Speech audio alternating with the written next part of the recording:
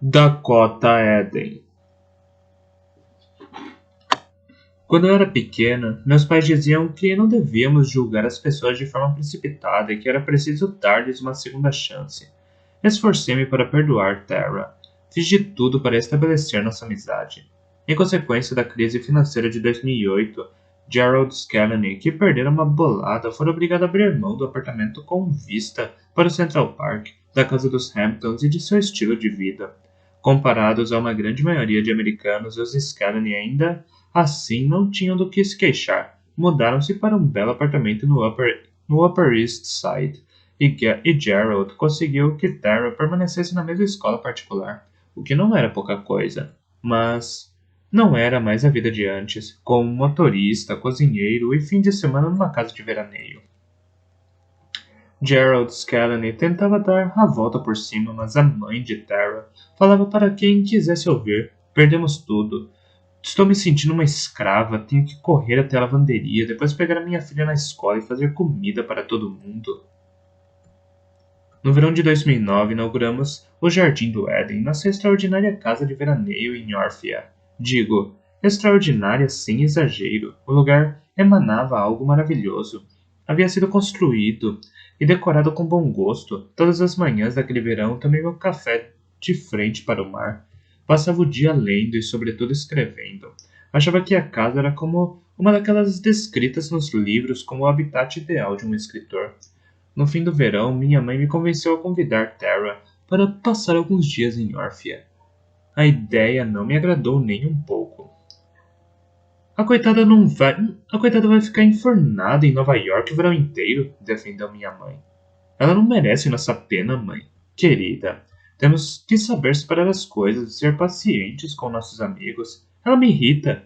Gosta de bancar essa bichona como se soubesse tudo. Talvez porque se sinta ameaçada. Depois de tudo que aconteceu, você precisa manter suas amizades. Ela não é mais minha amiga.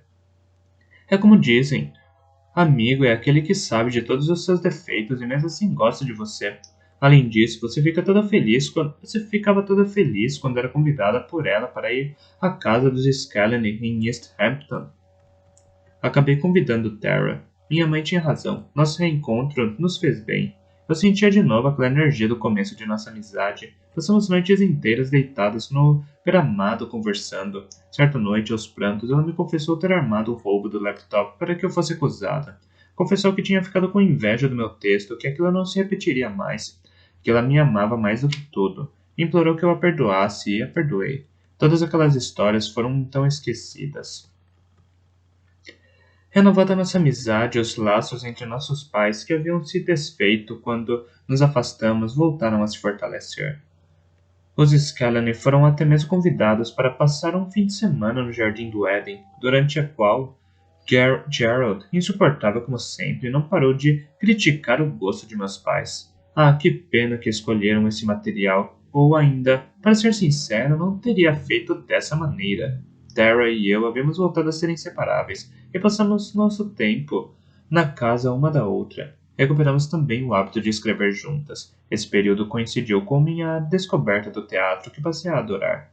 Li uma peça atrás da outra. Pensei inclusive em escrever uma. Tara dizia que poderíamos tentar fazer isso em conjunto. Em função do emprego no Canal 14, meu pai recebia convites para as estreias, então sempre íamos ao teatro.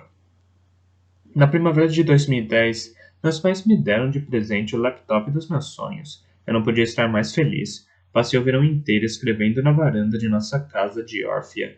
Meus pais se preocuparam com isso. Não quero ir para a praia, Dakota? Ou a cidade? Perguntavam. Estou escrevendo, respondia. Estou muito ocupada. Pela primeira vez escrevi uma peça de teatro intitulada Senhor Constantino. A trama era a seguinte. O Sr. Constantino era um velho que mora sozinho numa mansão nos Hamptons, onde seus filhos nunca vão visitá-lo. Um dia, cansado de se sentir abandonado, eles fazem acreditar que está morrendo. Os filhos, esperando herdar a casa, correm até a cabeceira da cama dele e cedem a todos os seus caprichos. Era uma comédia e estava apaixonado por ela. Dediquei-lhe um ano inteiro. Meus pais me viam o tempo todo no laptop. Está dedicando tempo demais a isso, diziam. Não é tempo demais, estou me divertindo. Então está se divertindo demais. Aproveitei o verão de 2011 para terminar o Sr. Constantino e, quando as aulas voltaram em setembro, pedi à minha professora de literatura que lesse, e ela gostou muito. Sua primeira reação, uma vez terminada a leitura, foi me convocar para uma reunião junto com meus pais.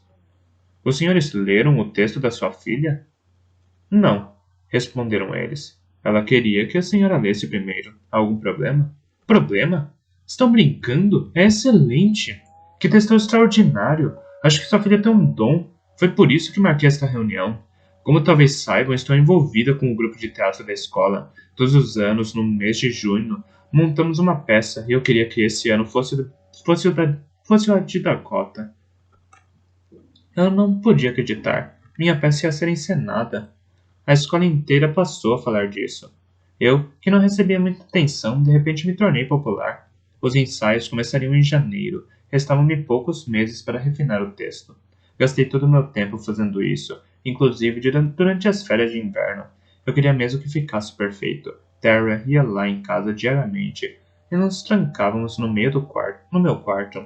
Sentada à minha mesa e com os olhos pregados na tela do laptop, eu lia as falas dos personagens em voz alta. Tara, deitada na minha cama, escutava com atenção e opinava. Tudo desandou no último domingo das férias, na véspera do dia em que eu devia entregar o texto. Tara estava lá em casa, como em todos os dias anteriores. Era fim de tarde. Ela falou que estava com sede e foi à cozinha pegar um copo d'água para ela. Quando voltei ao quarto, ela se preparava para sair. Já vai? Vou. Perdi a noção da hora, preciso voltar para casa. De repente, ela me pareceu estranha. Está tudo bem, Tara? Está tudo bem. A gente se vê amanhã na escola. Acompanhei até a porta. Quando voltei ao laptop, o texto não estava mais na tela. Achei que se tratava de um problema técnico, mas ao tentar abrir o documento, percebi que ele tinha desaparecido.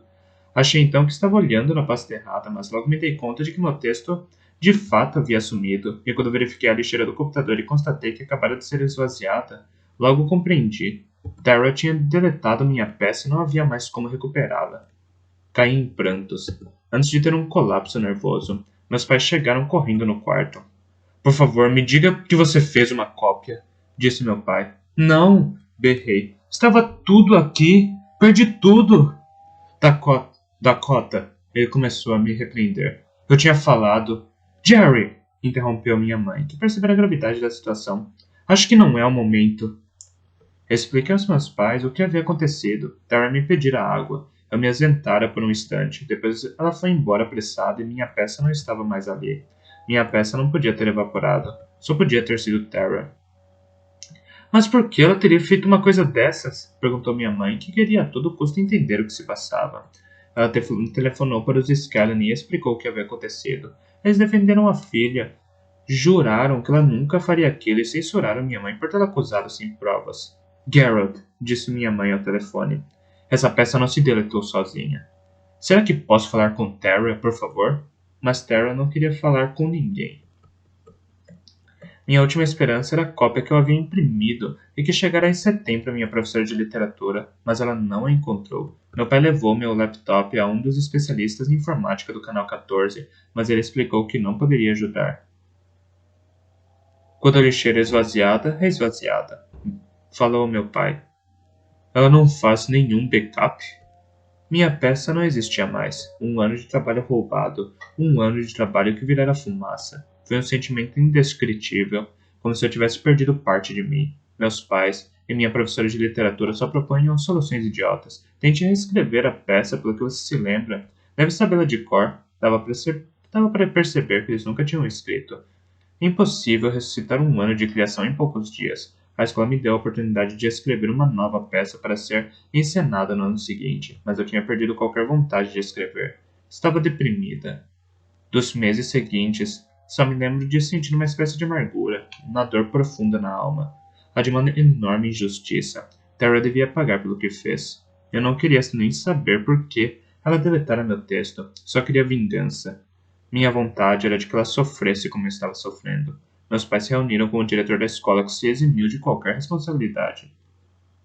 Pelo que entendi, isso aconteceu fora do âmbito escolar. Logo, não posso intervir. Essa pequena desavença deve ser resolvida direto com os pais de Tara Scalene. Pequena desavença? Repetiu minha mãe, irritada. Tara destruiu um ano de trabalho da minha filha.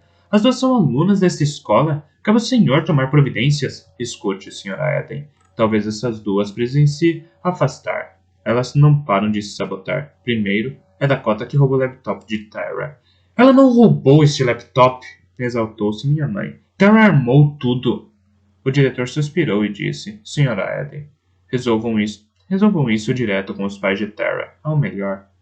Os pais de Tara não quiseram nem ouvir. Defenderam a filha com unhas e dentes, dizendo que era toda invenção minha. Os meses foram se passando. Todo mundo esqueceu o incidente, menos eu. Meu coração era uma ferida aberta que se recusava a cicatrizar. Eu só falava nisso, e meus pais me mandaram esquecer aquela história. Diziam que eu devia seguir em frente.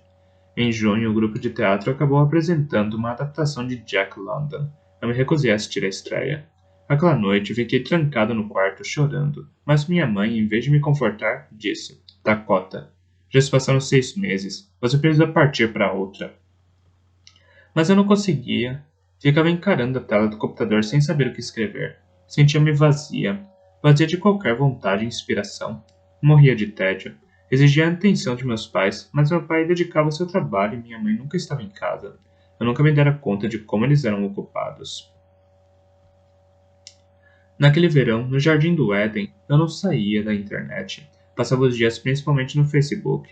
Era isso ou o tédio. Percebi que, a não ser por Tara, eu não havia feito muitas amizades naqueles últimos tempos. Sem dúvida tinha me concentrado demais na escrita. Tentava então recuperar o tempo perdido no mundo virtual. Várias vezes por dia, espiava a página de Tara no Facebook.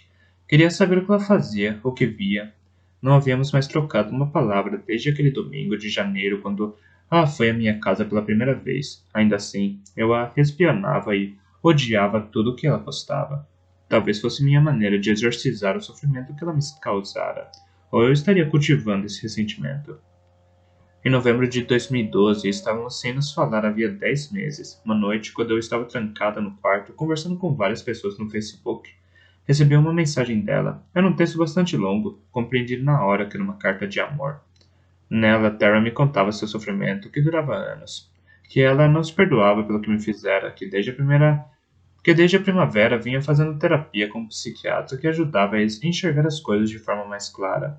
Ela declarava ser hora de aceitar como era. Revelou-me então sua homossexualidade e dizia que me amava, que tinha me falado isso várias vezes, mas eu nunca havia compreendido o que ela queria dizer. Explicou que havia ficado com ciúmes da peça que escrevi, porque ela estava lá, na minha cama, se oferecendo, e eu só tinha olhos para o meu texto. Contou-me sobre sua dificuldade de expressar sua verdadeira identidade e pediu desculpas por seu comportamento. Dizia querer consertar tudo e esperava que a confissão de seus sentimentos me permitisse compreender seu gesto impensado pelo qual afirmava se odiar todos os dias. Lamentava que aquele amor por mim, intenso e inconveniente, que ela nunca ousara declarar, tivesse lhe feito perder o juízo. Reli a carta várias vezes. Fiquei me sentindo perturbada, desconfortável. Minha vontade era não perdoar. Acho que tinha alimentado de tal forma a raiva pelo que Tara havia feito que era impossível que aquele sentimento sumisse no piscar de olhos. Então, após hesitar por um momento, encaminhei pelo Facebook a carta de Tara a todos os meus colegas. Na manhã seguinte, a escola inteira tinha lido. Tara passou a ser Tara, a lésbica, com todos os derivados pejorativos do termo que se possa imaginar. Aquela não era minha intenção inicial, mas percebi que me fazia bem ver Tara assim, sendo ridicularizada. Além disso, e o mais importante, ela confessava ter destruído meu texto.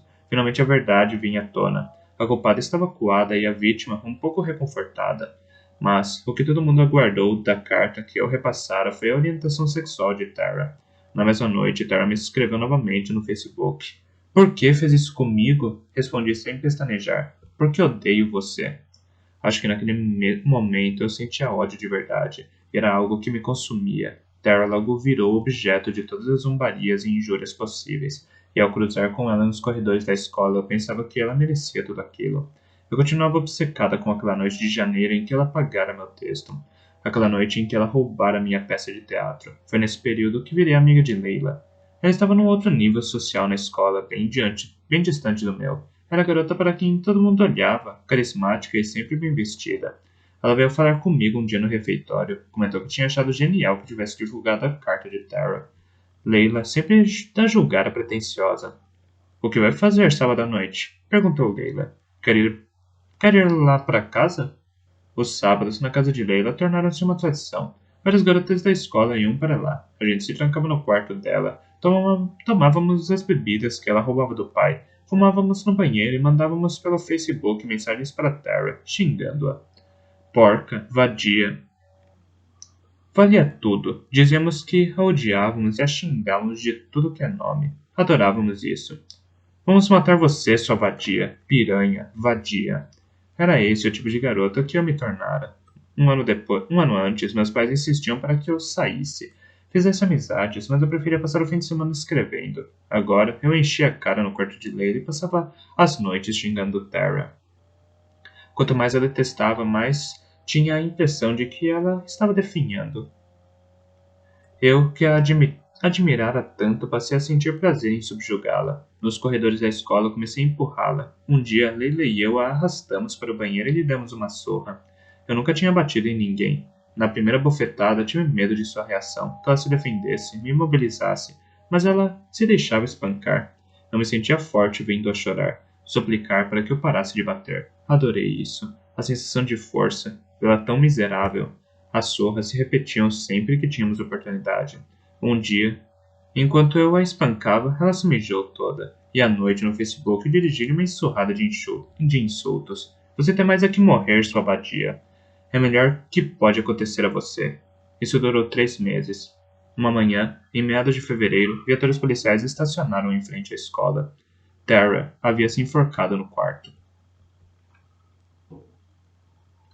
Não demorou muito para a polícia me procurar. Alguns dias após a tragédia, quando eu me arrumava para a escola, policiais vieram até minha casa, mostrando-me dezenas de páginas impressas com as mensagens que eu enviara a Tara. Meu pai ligou para seu advogado, Benjamin Graff. Quando os policiais foram embora, ele garantiu que podíamos ficar tranquilos que a polícia não conseguiria provar a relação de casualidade entre minhas mensagens no Facebook e o suicídio de Tara. Lembro que ele soltou uma frase do tipo, sorte sua. Sorte que a menina Scanlon não deixou um bilhete suicida explicando por que fez aquilo. Senão Dakota teria acabado em maus lençóis. Sorte? Berrou minha mãe. Você se dá conta do que está falando, Benjamin? Você me noja. Só estou tentando fazer o meu trabalho, justificou-se Benjamin Graff, e evitar que Dakota termine na cadeia. Só que ela havia deixado uma carta, que foi descoberta por seus pais dias depois enquanto arrumava seu quarto. Nela, Tara explicava em detalhes que preferia morrer a continuar a ser humilhada por mim todos os dias. Os Scanlon entraram na justiça. A polícia de novo. Foi naquele momento que caiu a ficha. Eu tinha matado Tara. Algemas, delegacia, sala de interrogatório. Quando apareceu, Benjamin Graff tinha perdido a arrogância. Estava inclusive preocupado. Dizia que o promotor poderia querer me usar como exemplo para mandar um recado àqueles que aterrorizavam os colegas pela internet. Dependendo da abordagem que escolhesse, instigação ao suicídio poderia ser considerado até mesmo homicídio. Você pode ser julgada como uma adulta, advertiu-me Graff. Se for este o caso, correrá o risco de pegar 15 anos de prisão, a menos que faça um acordo com a família de Tara e eles decidam retirar a queixa. Um acordo? Perguntou minha mãe. Envolvendo dinheiro, esclareceu Graff. Em contrapartida, eles desistiriam de entrar na justiça contra Dakota. Não haveria julgamento. Meu pai encarregou Graff de negociar com o advogado dos Scalani, e Graff voltou com suas exigências. Eles querem sua casa de Orphea, explicou aos meus pais. Nossa casa? Repetiu meu pai, incrédulo. Sim. Então a casa é deles, disse meu pai. Chame o advogado da família agora mesmo. Ele promete que estarei amanhã no cartório assim que ele abrir.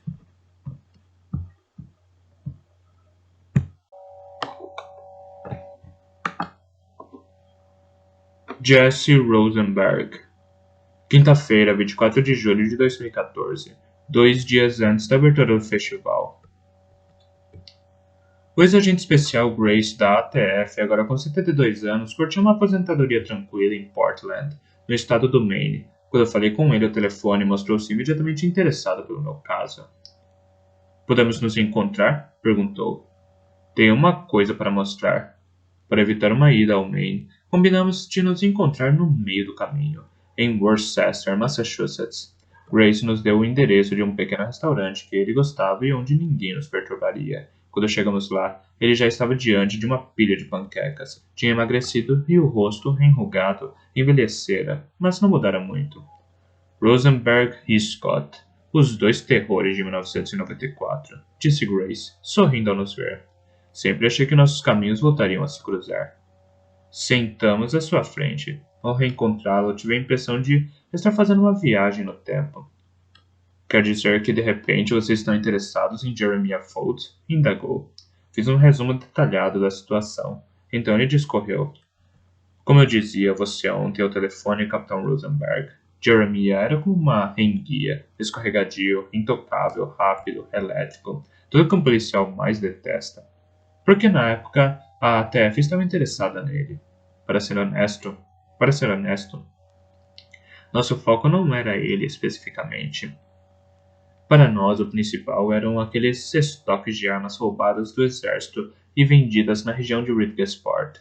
Foram necessários meses de investigação para compreender tudo que acontecia naquele bar esportivo onde nossos caminhos se cruzaram em 1994. Uma das pistas consideradas era justamente Jeremiah Ford, que sabíamos por intermédio de informantes que cometiam inúmeros delitos.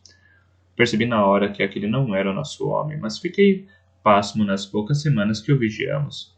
Aquele cara era um maníaco, absurdamente organizado. Acabamos perdendo o interesse nele por completo. E numa manhã de julho de 1994, de repente seu nome voltou à tona. Quartel-General da ATF, Ridgesport, manhã de 16 de julho de 1994. Eram 7 da manhã quando o agente Riggs chegou ao quartel-general da ATF para render Grace, que passara a noite lá. Passei pela rodovia 16 a caminho daqui e vi um acidente feio, disse Riggs. Um motoqueiro morreu. Adivinha quem era? Não faço ideia. Um motoqueiro? Não faço ideia, respondeu Grace, cansada e sem ânimo para adivinhações. Jeremiah Ford. O agente Grace ficou estupefato. Jeremiah Ford está morto? Praticamente. Segundo os policiais, não falta muito para isso acontecer. Está num estado lastimável. Parece que o idiota estava sem capacete. Grace pareceu intrigado. Jeremiah Ford era um homem prudente e meticuloso. Não era do tipo que arriscava a vida de maneira estúpida. Alguma coisa não batia. Saindo do quartel-general, Grace decidiu dar um pulo na rodovia 16. 2 viaturas da polícia rodoviária e um guincho continuavam no local. O cara perdeu o controle da moto, explicou um dos policiais presentes, dirigindo-se a Grace. Acabou saindo da estrada e colidiu em cheio com uma árvore. Passou horas agonizando. Os socorristas falaram que ele estava ferrado. E acha que ele perdeu o controle da moto por conta própria? Indagou Grace. Sim. Não há em lugar algum da estrada marcas que indiquem que ele tentou frear. Porque a ATF está interessada nisso. O cara era um bandido poderoso da área. Um sujeito cauteloso. Não consigo vê-lo morrendo desse jeito. Em todo caso, não cauteloso o suficiente para usar um capacete. Rebateu o policial, pragmático. Está achando que foi um caso de ajuste de contas? Não faço ideia. Sinto que alguma coisa não bate. Não sei o que é. Se quisessem matar esse sujeito, teriam matado. Quero dizer, teriam atacado, atirado nele. Se quisessem matar esse sujeito, teriam matado. Quer dizer, teriam atacado, atirado nele. No caso, o cara ficou horas agonizando na valeta. Se fosse encontrado um pouco antes, poderia ter sobrevivido. Não é bem como imagino um assassinato bem executado. Grace assentiu e entregou seu cartão de visita ao policial. Envie uma cópia do seu relatório, por favor. Claro, agente especial Grace. Pode deixar. Grace ainda ficou um longo tempo examinando o acostamento da estrada. Os policiais rodoviários já tinham partido quando algo no meio do mato chamou a atenção de Grace. Era um pedaço de plástico fosco e alguns cacos transparentes. Recolheu-os. Era um pedaço de para-choque e estilhaços dos faróis. Só havia aqueles poucos fragmentos, explicou Grace, entre duas garfadas de panqueca. Mais nada. o que significa que aqueles resíduos já estavam ali há algum tempo, ou que alguém fizera uma limpeza durante a noite. Alguém que teria colidido de propósito contra Jeremiah Fold? Perguntou Derek, espantado. Isso. O que explicaria por que não havia marcas de pneus tentando frear. Deve ter sido um impacto enorme. Em seguida, o motorista pôde recolher a maioria das peças para não deixar rastros, antes de fugir no carro com a lataria completamente destruída, mas ainda em condições de ser dirigido. Depois disso, essa pessoa deve ter dito ao seu mecânico que atingiram um servo para justificar o estado do carro. Não devem ter feito mais perguntas. O senhor investigou essa pista? Perguntei então. Não, Capitão Rosenberg. Mais tarde eu soube que Jeremiah Fold não costumava usar capacete, que sofria de claustrofobia. Logo, havíamos algumas exceções à regra de ser cauteloso. E depois, de toda forma, aquela história não era da alçada da ATF. Eu já tinha trabalho suficiente para querer me meter em acidentes de trânsito. Mas sempre tive essa dúvida. Então, não levou a investigação adiante? Inquiriu Derek. Não. Embora 3 meses mais tarde, no fim de outubro de 1994, o chefe da polícia de Orphea, que tivera a mesma dúvida que eu, tenha entrado em contato comigo. Kirk Harvey foi procurá-lo? Espantei-me. Kirk Harvey. É esse o nome, sim. Conversamos um pouco sobre essa ocorrência. Ele disse que voltaria a me procurar, mas nunca fez isso. Deduzi então que tinha desistido. O tempo passou e desisti também. Então nunca mandou analisar os estilhaços dos faróis? Quis saber Derek. Não, mas os senhores podem fazer isso. Eu os guardei. Um brilho de malícia surgiu no olhar de Grace. Após limpar a boca com um guardanapo, ele estendeu um saco plástico em nossa direção. Dentro havia um grande pedaço de para-choque preto e estilhaços de farol. Ele sorriu e falou: Agora depende dos senhores. A nossa viagem de ida e volta a Massachusetts pode ter valido a pena. Se Jeremiah Fold de fato for assassinado, talvez tivéssemos descoberto o elo com a morte do prefeito Gordon. Na privacidade do teatro municipal, cercado pela multidão e vigiado como uma fortaleza, os ensaios continuavam, mas sem avançar de verdade. Por motivos evidentes de segurança, não posso revelar mais, explicou Kirk Harvey aos atores. Entregarei o resto dos textos na noite da estreia, cena após cena. A noite dos mortos-vivos será mantida? A dança dos mortos será mantida? Inquietou-se Gulliver. É óbvio. Um dos pontos altos do espetáculo. Enquanto Harvey respondia às perguntas dos atores, Alice esgueirou-se discretamente para fora da sala. Estava com vontade de fumar. Dirigiu-se à entrada dos artistas que dava para um beco sem saída, interditado à imprensa e aos curiosos. Ali estaria tranquila. Acendeu seu cigarro, sentado no meio-fio. Foi então que viu um homem aparecer, com uma credencial de imprensa pendurada no pescoço. Frank Vannon, The New York Times, apresentou-se. Como chegou até aqui? Perguntou Alice. A arte do jornalismo é conseguir entrar em locais com acesso proibido. Você trabalha na peça? Alice Fillmore, sim, sou uma das atrizes. Qual é o seu papel? Não está muito claro. Harvey, o diretor, é bastante vago sobre o conteúdo da peça, a fim de evitar que qualquer coisa vaze para a imprensa. O jornalista pegou um bloquinho e fez algumas anotações. Pode escrever o que quiser, mas não cite meu nome, por favor. Sem problema, Alice.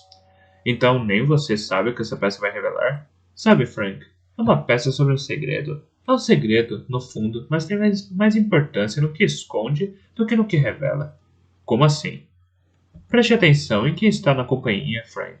Cada ator esconde alguma coisa. Harvey, diretor histérico cuja vida amorosa é um fracasso. Dakota Eden, consumida por uma infelicidade corrosiva. Ou ainda Charlotte Brown, direta ou indiretamente envolvida nessa história, que foi presa, solta e continua a vir ensaiar, custe o que custar. Por quê? Sem falar em Ostrovsky e Gulliver dispostos a serem humilhados para se aproximarem o mínimo que seja da glória que passaram a vida toda querendo. Sem esquecer o diretor de uma prestigiosa revista literária de Nova York, que transa com uma de suas funcionárias e esconde da mulher vindo aqui. Se quer minha opinião, Frank, a questão não é tanto descobrir o que essa peça revelará, e sim saber o que ela esconde. Alice virou-se para voltar pela porta, que tinha deixado aberta com um tijolo que encontrara por ali. Entre se quiser, disse ao jornalista. Vale a pena dar uma olhada, mas, por favor, não conte ninguém que fui eu que abri a porta. Pode ficar tranquila, Alice. Ninguém vai descobrir que foi você. É apenas a porta de um teatro, qualquer um pode tê-la aberto para mim. Alice corrigiu de um ponto. É a porta do inferno. Nesse mesmo dia, Derek e eu íamos a Massachusetts. Anna foi encontrar Miranda Bird, mulher de Michael Bird, ex-Miranda Davis, que costumava ser usada como isca por Jeremiah Ford e Corstico. Miranda tinha uma loja de roupas na rua principal de Bridgehampton, chamada Kenneth and Dane, situada bem ao lado do Café Golden Pier. Estava sozinha na loja quando a Ana entrou. Reconheceu-a na hora e sorriu para a policial, embora estivesse intrigada com a sua visita. Bom dia, Ana. Está procurando Michael? Ana sorriu de volta de maneira gentil. Estou procurando você, Miranda. Mostrou-lhe o aviso de pessoa desaparecida que tinha nas mãos. Miranda ficou atônita. Não se preocupe, Ana quis tranquilizá-la. Só quero conversar. Miranda, contudo, estava lívida. Vamos sair daqui, sugeriu. Dar uma volta. Não quero que os clientes me vejam assim. Fecharam a loja e entraram no carro de Ana. Tomaram a direção de East Hampton. Depois seguiram por uma estradinha de terra até se sentirem completamente a sós, na beira da floresta, junto a um campo florido. Miranda saiu do carro como se estivesse enjoada, ajoelhou-se no capim e caiu no choro. Ana agachou-se ao seu lado e tentou acalmá-la. Demorou uns 15 minutos para Miranda conseguir voltar a falar. Meu marido, minhas filhas, eles não sabem. Não me destrua, Ana. Eu imploro você, não me destrua. Imaginando que sua família descobriria seu segredo, Miranda continuava a chorar. Não se preocupe, Miranda. Ninguém saberá de nada. Mas precisa me falar de Jeremiah Ford. Jeremiah Ford? Ah, meu Deus, eu esperava não ouvir esse nome nunca mais na vida. Por que ele? Porque tudo indica que, de alguma maneira, ele estava envolvido no quádruplo homicídio de 1994.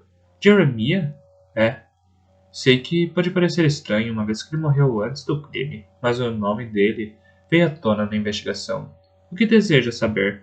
Em primeiro lugar, como você acabou ficando à mercê de Jeremiah Ford? Miranda olhou para Ana com tristeza. Após um longo silêncio, resolveu se abrir. Nasci em 3 de janeiro de 1975, mas comecei a viver mesmo em 16 de julho de 1994, no dia em que soube que Jeremiah Ford havia morrido. Jeremiah era ao mesmo tempo o sujeito mais carismático e mais cruel que já conheci. Um sujeito de uma perversidade rara, nada a ver com a ideia que fazemos de um bandido frio e brutal. Era muito pior que isso. Era uma verdadeira força do mal. Conheci-o em 1992, após fugir da casa de meus pais. Eu tinha 17 anos naquela época e detestava o mundo inteiro por razões que hoje não fazem sentido. Eu estava em guerra com os meus pais, e uma noite parti. Era verão, o tempo estava ameno. Passei algumas noites ao ar livre sob as estrelas, depois caí na conversa de uns caras que conheci por acaso, e passei a morar numa ocupação, uma velha casa abandonada que virara uma comunidade meio hippie. Eu adorava aquela vida despreocupada. Além disso, tinha um pouco de dinheiro, o suficiente para comer e viver. Até o dia em que os caras que também moravam ali souberam dessa minha grana. Tentaram me roubar. Vieram para cima de mim. Consegui chegar até a rodovia e quase fui atropelado por um cara de moto. Ele não usava capacete. Era jovem, bonitão, vestia um terno bem cortado e belos sapatos. Viu que eu parecia transtornada e perguntou o que estava acontecendo. Então ele percebeu que havia 3 caras me perseguindo e acabou com eles. Achei que tinha encontrado meu anjo da guarda. Ele me levou para sua casa na garupa da moto bem devagar porque eu estava sem capacete e era perigoso, dizia. Era um homem extremamente cuidadoso. Agosto de 1992. Onde quer ficar? Perguntou Jeremiah a Miranda. Não tenho onde ir. Posso ficar alguns dias na sua casa? Jeremiah levou Miranda para sua casa e instalou-a no quarto de hóspedes. Fazia semanas que ela não dormia numa cama de verdade. No dia seguinte, conversaram com calma. Miranda, você ainda tem 17 anos. Preciso levá-la para a casa de seus pais. Eu estou implorando, me deixe ficar um pouco. Não me incomodar, prometo. Jeremy acabou aceitando.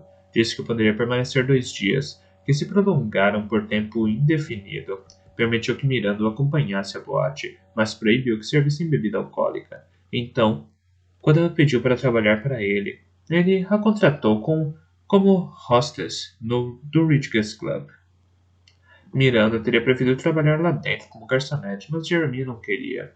Legalmente, você não pode servir bebida alcoólica, Miranda. Aquele homem a fascinava. Uma noite, ela tentou beijá-la, mas ele a impediu e falou: Miranda, você ainda é menor. Eu posso ter problemas. Então, por algum motivo que era estranho a ela, Jeremiah começou a chamá-la de Mila. Ela não sabia porquê, mas gostava de ter sido apelidada por ele. Tinha a impressão de que isso tornava o laço entre os dois mais especial. Depois, ele lhe pediu para lhe apresentar alguns serviços. Ela tinha que levar pacotes para as pessoas que não conhecia e ir a restaurantes receber grossos envelopes, os quais ela entregava a Jeremiah. Um dia compreendeu o que Jeremiah realmente fazia. Ela estava transportando drogas, dinheiro, sabe-se lá mais o que. Foi logo procurá-lo, inquieta. Eu achava que você era do bem, Jeremiah. Eu sou do bem. Dizem que você é traficante. Abriu um dos seus pacotes. Não deveria ter feito isso, Mila. Eu não me chamo Mila.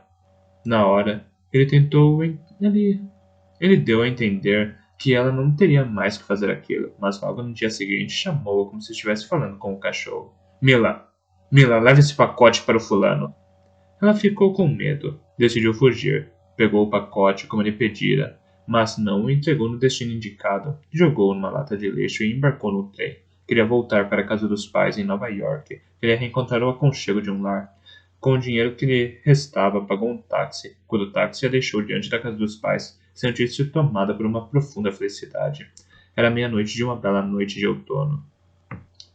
A rua estava sossegada, deserta. Todos dormiam. De repente, ela o avistou, sentado nos degraus da entrada da casa. Jeremiah. Ele a fuzilou-a com um olhar.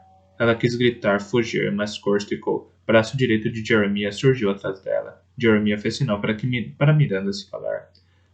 Levaram-na de carro até o Ridges Club. Pela primeira vez, conduziram-na ao cômodo apelidado de escritório. Jeremiah queria saber onde estava o pacote. Miranda chorava. Confessou na hora que o jogara no lixo. Estava arrependida. Prometeu nunca mais fazer aquilo de novo. Jeremiah repetia. Você não vai me deixar, Mila. Está entendendo? Você me pertence. Ela chorava. Pôs-se de joelhos, aterrorizada e confusa. Jeremiah decretou. Vou castigá-la, mas não vou deformá-la. A princípio, Miranda não entendeu. Então Jeremiah agarrou-a pelos cabelos e arrastou-a até a tina com água. Mergulhou sua cabeça durante longos segundos. Ela achou que estava morrendo. Quando ele terminou, enquanto ela jazia no chão, chorando e tremendo, Corstico atirou em sua direção alguns retratos dos pais dela. Se desobedecer, advertiu-a. Se fizer alguma besteira, mata os dois. Miranda interrompeu sua história por um momento. Eu sinto muito mesmo por fazê-la reviver tudo isso. Ana reconfortou-a, pegando suas mãos. O que aconteceu depois? Foi o começo de uma nova vida, a serviço de Jeremiah. Ele me instalou no quarto de um motel nojento na beira da rodovia 16, um lugar ocupado basicamente por vadias. Setembro de 1992. É sua casa nova, disse Jeremiah a Miranda, entrando no quarto do motel. Ficará mais confortável aqui. Poderá ir e vir à vontade. Miranda sentou-se na cama. Quero ir para casa, Jeremiah. Quero ir para casa, Jeremiah. Não se sente bem aqui? Falara com uma voz meiga. Era aquela a perversidade de Jeremiah. Num dia maltratava Miranda, no outro levava para fazer compras e se mostrava gentil como fora nos primeiros dias. Quero ir embora. Pode ir se quiser. A porta está escancarada, mas eu não gostaria que acontecesse alguma coisa com seus pais. Com essas palavras, Jeremiah saiu. Miranda fitou por muito tempo a porta do quarto. Bastava cruzá-la e pegar o ônibus de volta a Nova York, mas era impossível. Sentia-se prisioneira, cativa de Jeremiah. Ele a obrigou a continuar com a entrega de pacotes. Em seguida, passou a pegar mais pesado, envolvendo-a em seu processo de recrutamento dos lacaios. Certo dia, chamou-a ao tal escritório. Ela entrou tremendo, pensando que acabaria de novo na tina, mas Jeremiah parecia de bom humor e disse: Preciso de uma nova diretora de recursos humanos.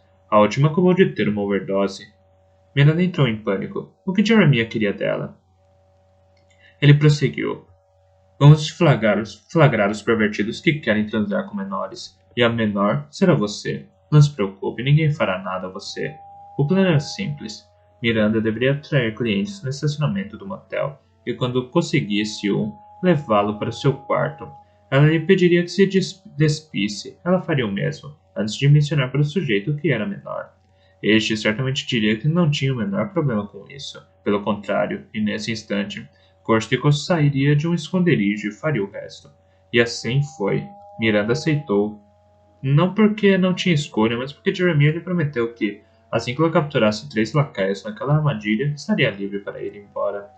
Cumprida sua parte do acordo, Miranda foi procurar Jeremiah e exigiu que ele a deixasse partir. Terminou no escritório, com a cabeça dentro da tina. Você é uma criminosa, Mila. Insultou-a, enquanto ela tentava recuperar o fôlego. Você seduz os caras para extorquí-los. Eles viram a sua cara e sabem até o seu nome verdadeiro. Você não vai a lugar nenhum, Mila. Vai ficar comigo. A vida de Miranda virou um inferno. Quando não estava passando os pacotes, servia de isca no estacionamento do motel e todas as noites estava na entrada do Ritgers Club, onde era particularmente apreciada pelos clientes. Quantos caras você enganou dessa forma? Perguntou Ana. Não sei. Durante os 2 anos a coisa durou. Foram dezenas, sem dúvida. Jeremiah renovava com frequência seu estoque de lacaios. Não queria usá-los por muito tempo. Temia que fossem identificados pela polícia. Gostava de embaralhar as pistas. Quanto a mim, estava com medo, deprimida e infeliz. Eu não sabia o que ia acontecer comigo. As garotas do estacionamento diziam que as iscas antes de mim haviam todas morrido de overdose ou se suicidado. Uma garota no motel nos falou de uma briga em janeiro de 1994 entre Corstico e um lacaio que não reagiu como era esperado ao ser pego no flagra. Um sujeito que se recusava a ceder. Sim, lembro vagamente, disse Miranda. Nós precisamos encontrá-lo. Miranda regalou os olhos. Foi há 20 anos. Não me lembro muito bem. Qual a ligação dele com a investigação de vocês? Esse homem teria jogado gás lacrimogêneo em Corstico. Ora, o homem que procuramos também seria um adepto desse spray. Tenho a impressão de que, nesse estágio, isso não pode ser uma coincidência. Tenho que encontrar esse homem. Infelizmente, ele nunca me falou seu nome e receio não me lembrar mais do rosto dele. Isso foi há 20 anos. Isso foi 20 anos atrás. Segundo minhas fontes, esse homem teria fugido nu. Você não teria notado algum sinal peculiar no corpo dele? Algo que tivesse chamado sua atenção? Miranda fechou os olhos, tentando se concentrar na recordação. De repente, algo lhe ocorreu. Ele tinha uma longa tatuagem ao longo das escápulas, uma águia voando. Ana anotou isso. Obrigada, Miranda. Esta é uma informação que pode vir a ser muito valiosa. Tenho uma última pergunta. Mostrou a Miranda retratos do prefeito Gordon, de Ted Tannenbaum e de Cody, Illinois. E então? Algum desses homens era um lacaio? Não. Ainda mais Cody. Ele era um homem maravilhoso. Ana perguntou ainda. O que você fez depois da morte de Jeremiah? Consegui voltar para a casa dos meus pais em Nova York. Terminei o ensino médio. Fui para a universidade. Fui me reconstruindo aos poucos. Alguns anos mais tarde conheci Michael. Foi graças a ele que recuperei a vontade de viver. É um homem extraordinário.